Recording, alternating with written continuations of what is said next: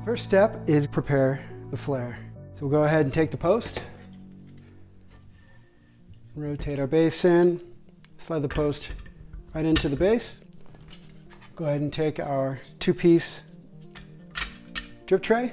Next step would be to prepare the brew head. If you had this packed away in the case, you would have found the brew head with the portafilter installed and probably the screen inside. If you had this packed away on the counter, you might have already had the piston in place and on the base. So go ahead and pull the stem out, separate the portafilter.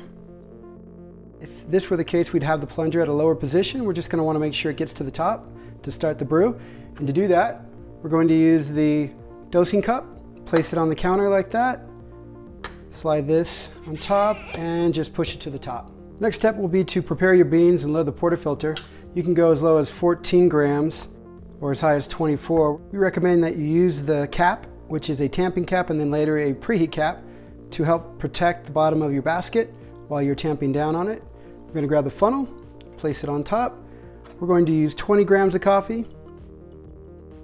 Once you have the coffee there, you can see there's some clumps. We're going to want to make sure that we break those clumps up. We can either use a tool to break that up, or we can just cup it with our hands and give that a quick little shake. Move it around a little bit, distribute, make sure we have a nice even bed to start with. We're going to take our plastic tamper. You could also use the new stainless steel tamper there. We're just going to make sure that we're focusing on an even tamp. Now we're going to go ahead and place the drop-in screen, and again the screen just goes right on top of the bed of coffee. Once we have that in place, we can go ahead and set this aside. So the preheat, we're going to take our cylinder and our preheat cap, and we're going to connect them together and place them down like that. Next step is to take our preheat water. This could be your brew water, or it could be water that you've boiled to boiling point, which is probably 212. If you could start with boiling water, it'll be a lot easier because you can get the metal up to a higher temperature than you need, and as it starts to fall off, you'll have what you need for the brew range later. You might want to do this at least 2 times. Darker roast you could probably get away with once. You should fill it and preheat it for at least 30 to 45 seconds. If you want to go after a lighter roast, you might want to go ahead and boil the cylinder with the plunger in it at the bottom of a kettle or of a pot. So once you have that ready, you're going to want to dump out the water that's in there. It's important that you don't pull the cap off while there's hot water in there. You want to invert and dump the water out like this. And once you know you have it all out, then you can go ahead and remove that cap because there will be a little bit of residual there. Flip it over, and we'll use that as building our stack.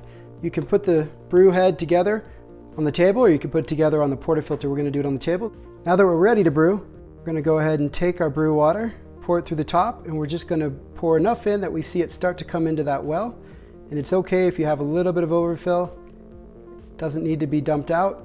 Go ahead and push in the stem like that and rotate up the gauge so it's easily viewed. When we're ready, we'll mount it on.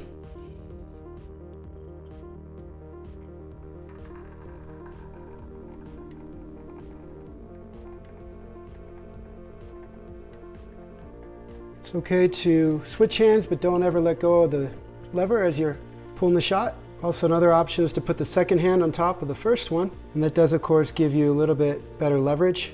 It makes this a lot easier since you're using 2 arms instead of 1, like a triangle. And just keep pulling that shot, and we're probably hitting about 6 bars, and that's a good place to be in. You can always go up to 9 if you need to, but you start to experiment and figure out what works for you and the coffee that you're extracting. You might find that you like to pull in the 6 bar, you might pull in the 7 or 8 bar.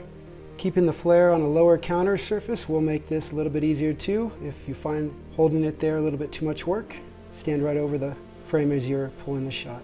I'm just going to hold it there for a sec. We're not going to pump it. And this way we're just kind of squeezing the extra remaining water out of there. Next step will be to clean the portafilter. One way to do it is to use this tamping cap and preheat cap. Place it on the counter, then you can go ahead and remove your brew head and place it right on top and remove the stem. And again, the metal is going to be hot, so I'm touching it here on the silicone.